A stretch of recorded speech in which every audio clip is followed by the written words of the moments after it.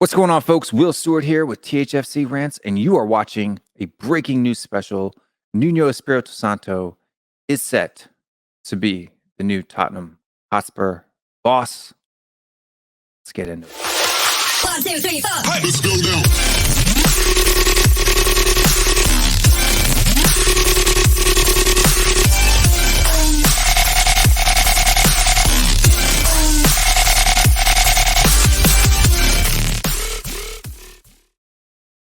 What's going on, folks? Will Stewart here with THFC Rants, and I want to bring to you guys today breaking news that Nuno Espirito Santo is set to be the new Tottenham boss. Some people aren't too excited about it. I want to talk a little bit today and maybe give you some information that you hadn't heard before. Maybe make you feel maybe just even a little bit more positive about this particular announcement, because I personally think that it's going to be a good one. So let's just kind of go over it and let's jump into this here. Nuno Espirito Santo, 47 years old, has had at Wolves preferred formation of a 3-4-3, 391 matches with a 1.68 point per match, 187 wins, 94 draws, and 110 losses over his managerial career. Not a horrible record as far as I'm concerned. Then looking at his record, he was obviously the manager at Wolves. Everybody's familiar with that. What they may not be necessarily super familiar with is his history managing other clubs.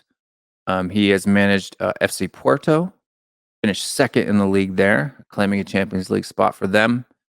He also did 1 year at Valencia, which was the side that got them to the top four, which was a mid-table side the few years before that. At Valencia, he played a 4-4-2 or a 4-3-3 in a very attacking, exciting style. And that's really where he kind of became famous. Even his time at Wolves, which is what people know him for most recently, and with the exception of this past season where the team was riddled with injuries, and you had Jota off to Liverpool, Mena's out with a head injury, Neto in and out of the side with injuries. Not a great season last season. It was pretty poor, to be honest with you. But even with all that said, they finished 13th in that table, and just wanted to go over a little bit about each kind of year before this past season, just to kind of show you guys that this may not be as bad as some people think. So 17-18 EFL season, Wolves before this season, in the 16-17 season, finished 10th in the championship. We're not a very powerful side in that division before. His first season at the club, which Nuno Espirito Santo tends to be kind of come out of the gates firing. His first and second seasons at a club tend to be his best, and so that bodes well for us and for what we've got to look forward to for our first season, if he is indeed appointed as our boss. So in that 17-18 EFL season, you have his top two players for that particular season based on their overall performance for the league. You had Willy Bally in defense with a rating of 7.32, and Ruben Neves in the midfield with a rating of 7.32. His leading scorers for that season were Diego Jota and Leo Bonatini, as well as Ivan Cavallero. And they scored they had a goal differential of, I believe it's 46, I may be off, plus or minus a few there, and 99 points. 9 points clear of second place that particular season. And then moving on into the 18-19 season, the first season back up into the EPL after winning the championship. So that's a trophy to his name. And you bring in the likes of Jimenez, Moutinho, and they were his standout players for that 18-19 season. You had Raul Jimenez with 13 goals, Diego Jota at 9 goals, and then defender Willy Bali had an impressive 4 goals for that season. It is also should be known that in this 18-19 season, his first season, Wolves were known for beating and or drawing top 6 sides. Their performance in the Premier League that year against the top 6 sides were one of the best. And overall, they finished in 7th place, garnering a Europa League spot, to which they would go in and make a quarterfinal run in that competition. For the next season. The 1920 season for them was also a very productive season. You had their 2 standout players that season were Adam Traore and Yao Moutinho, as well as you had Raul Jimenez with his 17 goal season, Diego Jota with 7 goals, and then Adam Traore pulling up the backside of 4 goals. And you'll notice a trend that's very similar to Tottenham Hotspur. They are, the way that Nuno liked to set up this particular Wolf side in the 3-4-3. His wingers are very important players to the system, and everything that he needs to do, he likes to work up the sides in a very attacking way. It's just a little bit about those past seasons. Also, too, bringing into a little bit about what Alistair Gold has had to say about this season and what what they're looking forward to. They put out an article earlier that I retweeted on my Twitter page of from an article that they did on Football London.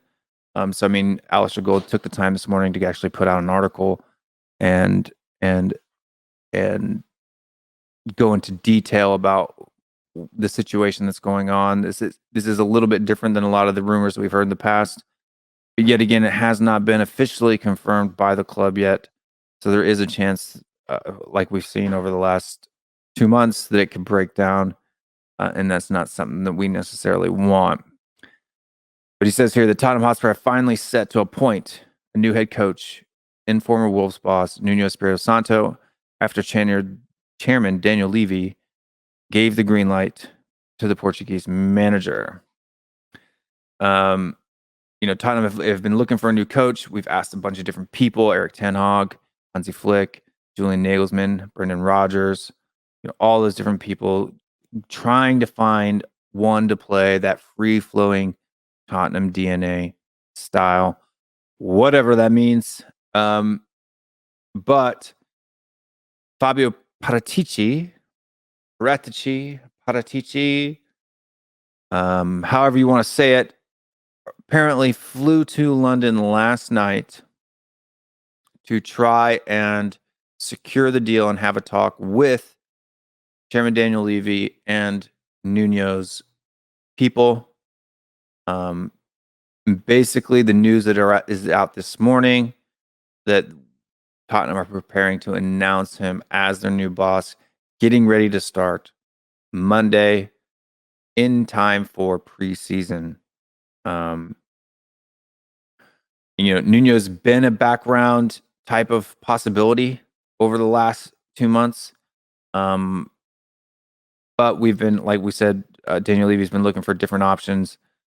And I guess they've kind of come back to the fact that we're not willing to pay anyone else to get anyone else out of their job. So this is the best option that we have available to us at this time. Look, he goes on to say that it's that this promotion or this signing is kind of a grown testament to see that Paratici is finally going to be able to kind of be in charge of making the football decisions at Tottenham Hotspur. And for me, in my opinion, getting the football aspects of the club as far away from Daniel Levy as possible is, I think, in the absolute best interest of the club. Right? Goes on to say that that Football.London understands that during the discussion that Paratici showed Levy the way, kind of went over what I did here, but probably in far more details, that Nuno had managed at other clubs like Valencia and Porto, and that he more often preferred to play with a 4-4-2 and a 4-3-3 back then. He can also play in a 3-4-3, and I think that he's gotten very good results with that formation as well. And so it seems to have been made clear that both Paratici and Nuno would bring a little bit more of an attacking, entertaining style of football that checks all of those boxes that Daniel Levy wants for the club. And at the same time, being strong at the back and defensive, right? So, definitely go out and check out the article if you haven't already by Alistair Gold. I've only kind of just very, skimmed the main details there. Look, I'm excited about this appointment. Not excited as I would be if it was Conte or some other super, famous manager who's won everything and this, that, and the other thing. But looking back on it, Nuno has a better record, a better resume, better CV than Pochettino when he first came to the club. And Pochettino did when he first came to the club. I'm not saying that Nuno is going to have the same success as Pochettino here at Tottenham. Two very different managers. But I think at the crossroads that we're at for this summer, this is an appointment where I can at least say I can go into the first few months of the season and not be angry right off the bat. You may be angry right off the bat. I really urge you to get behind Nuno, at least for the beginning. Let him prove you wrong, right? Go into it with a level-headed, level-minded focus, with some skepticism, holding him accountable for the decisions that he makes. I'll be right there with you. I just personally think that this appointment could be a good one, and really would really encourage you guys to go out, do some research on him, look at his past before Wolves, and look past the bad season that they had this past year, right? One season out of 8.5 years of being a manager, I don't think is something that you should necessarily judge him on wholeheartedly. And then while they did have a bad season last season due to multiple reasons, injury, the selling off of their, as you saw here on the charts, you can go back, a top goal scorer for the last 3 years at Wolves, top 3 goal scorer at Wolves, if not the top goal scorer, in Diego Jota. And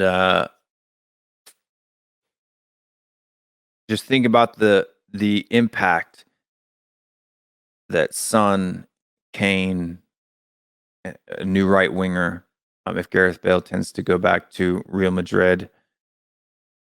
And, the possibility, we've been leaked with several center backs right now, adding that, shoring up that defense, what that can do for the club. I'm seeing a light at the end of the tunnel. But you're watching this video in the premiere. Go ahead and make sure that you hit that like and subscribe. on the channel if you haven't already. It really helps us out. It's free to do. It doesn't cost you anything. Go ahead and hit that like. Give us a subscribe if you like the content. Make sure to hit that bell if you want a notification every single time that we go live. And you know what? If you really want to help the channel out, go ahead during this premiere, throw in a super sticker. That goes a long, long way. One super sticker is worth 1,000 views. So anything you can do to help out the channel would be great. Anyway, if the minimum you want to do is hit that like button, go ahead and do that. But guys, we'll be back when this is officially announced. Thursday, tomorrow, I will be going live for our regular Q&A show, where you guys will be able to directly talk to me about this for an hour. Then we'll bring in some other guys. But in the meantime, look, stay positive about this. Do some research on them. I don't think that this is a bad appointment. I've barely just even skimmed the surface on some of the research. I'm telling you guys, I think this is going to be a good thing. Anyway, stay tuned to keep your eyes peeled to the Twitter, keep your eyes peeled to the channel. Stay strong, stay Spurs, and we'll see you next time. Let's go now.